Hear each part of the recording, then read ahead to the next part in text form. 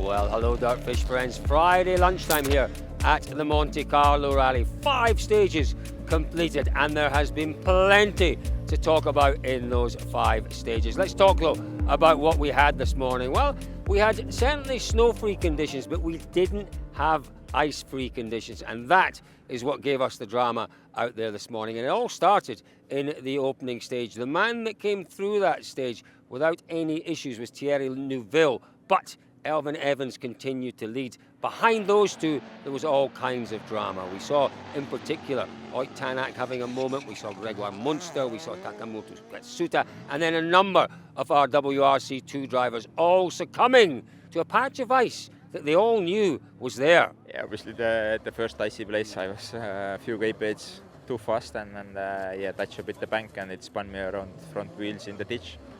Let's say, yeah, we paid our price, but luckily not too much. Spectators did a good job. We got out and we got going. So, yeah, it was pricey enough, but still we are going. It was a patch of ice that you knew was there. It was there on the recce. How much quicker do you think you were than you should have been? Is it just literally a few kilometers an hour? It's probably 5 kph too much, and I mean, for sure we were not driving too much. I guess some 40-50 kph, and then it was slightly too much, and you know, that's how it goes. I expected it somehow to be a bit more like a structure ice. It seemed not too polished, but actually it was more polished, and yeah, basically ice you need to respect there.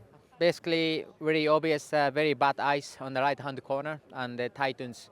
Basically, yeah, we had already ice on the leggy on this corner, and but problem is that I carry a bit more speed because of I saw a bit more merited in the entry of the corner, and probably I was maybe trying to bit more speed than I should be.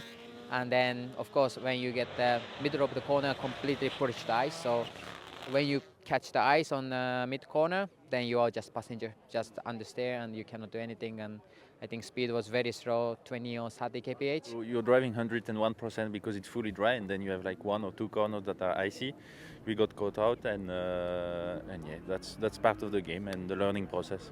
Well, that opening stage set the scene for the morning. It was Elfyn Evans, though, who dealt with the conditions better than anyone. He came into service with a lead just over 10 seconds from Sébastien Ogier. You know, when you're on the slick and you do come across some ice, you think you're going slow enough, but sometimes slow is not slow enough, if that makes sense. You have to go even slower than what you think, but it's very frustrating then when you do that and you didn't need to slow down that much. So it's a hard balance to find then. Perhaps one of your biggest strengths is being able to visually read the conditions and read the roads. But tell me, just with this black ice, just what the challenge is there. Well, you can't see it. That's a big part of the problem. So yeah, that can be difficult. You know what? Sébastien Ogier does sit in second place, but after 3 stages, we thought he might be in a little bit of trouble. It appeared that he was struggling a bit. Oh, how silly are we? Sébastien Ogier rarely struggles. This morning was all about tyre wear and ice notes, but Ogier had 1 or 2 issues with his ice note crew. Seb, we were a little bit concerned after 4 stages. We thought, what is going on here with Seb Ogier? But then we thought, well, is it about tyre conservation, tyre management, blowing everyone away in stage 5 there? Talk us through the morning and just how difficult it was to manage the tyres, to manage the push.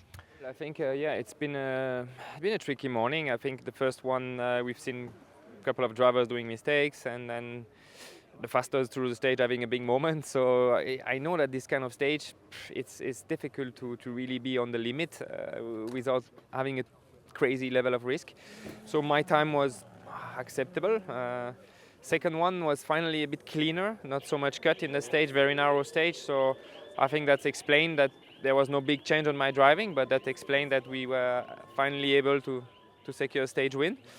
And last one, didn't expect that, but the conditions were actually very difficult toward the last 3 kilometers with some ice on the road. My gravel crew even, I think I can say it, everybody knows it now. He had a crash even. Simon Jean-Joseph? Simon had a little crash. First time in 20 years? Yeah, probably. So, but luckily a spectator helped him and he managed to carry on because without him that would be very, or impossible, I would say. So No, and this section was obviously much more icy when they did it compared to when we passed 2 hours later. So looks like I was able to have a good read of how the condition evolve and carry more speed than my concurrent in this section, and that's where we made the biggest of the gap. So it's nice to be back in the game now and reduce by half the deficit to Helvin. Well, Sebastien Ogier once again showing us just how brilliant he is. Pressure now on Elfyn Evans, but the man that we thought would be pressuring Elfyn Evans, certainly after that opening stage time, was Thierry Neuville. He had problems with a spin in stage 4. It dropped him right back, 24.5 seconds off the lead. Does he think that perhaps his quest for a win here is over? I don't think so. That patch of ice that caught people out, did you know about it beforehand? Yeah, I think everybody know about it. It was there on the WRC, so it was not a surprise for nobody. But for sure, it was, even for me, it felt more slippy than we expected. Yeah. And that you changed the gearbox last night. Talk us through the reasons behind that, why you felt the need to change the gearbox. I didn't felt it, but unfortunately, I think there was a small leakage. I had to swap the gearbox, but more importantly the differential, which I didn't like so much on shakedown. But now I'm stuck with that basic. Does that compromise things for the rest of the rally? Oh, I mean, we can still use the other gearbox, but we don't want to take the risk. So I hope that tomorrow midday or something, I can switch back for the rest of the rally to the other gearbox and manage the leakage. But it's not decided yet. Well, lots of drama to keep us entertained out in the stages this morning. I have to say, both of the M Sport Ford youngsters have done a really strong morning's work out there. Both Grégoire Munster and Adrien Formeau setting some encouraging times and dealing with the difficult conditions. Yes, Munster had a spin, but he dealt with it exceptionally well. We look at the returning Andreas Mikkelsen, 4 years since he's competed at the very highest level, building his confidence through the morning, and that isn't easy in these conditions. So it was an interesting morning, more to come this afternoon for all our crews. WRC2 though looks incredibly spicy. Our top 3 separated by 5.5 seconds. That man, Pepe Lopez, still leads the way, but he's got a couple of drivers very close to him, but Lopez is still smiling for sure. Well, what's this afternoon going to bring, folks? More drama, I suspect. 3 stages to come. Don't forget, if you've missed anything, bing, ping, ping that button. That'll take you through to the Dirtfish Live Centre, where you can catch up on all of this morning's news, all of the drama. Lots of nice pictures there, some audio reports from myself and David Evans that you can catch up with as well. We are heading back out into the stages. Join us after the final stage this afternoon for our end of day wrap from the Friday here at the Monte Carlo Rally.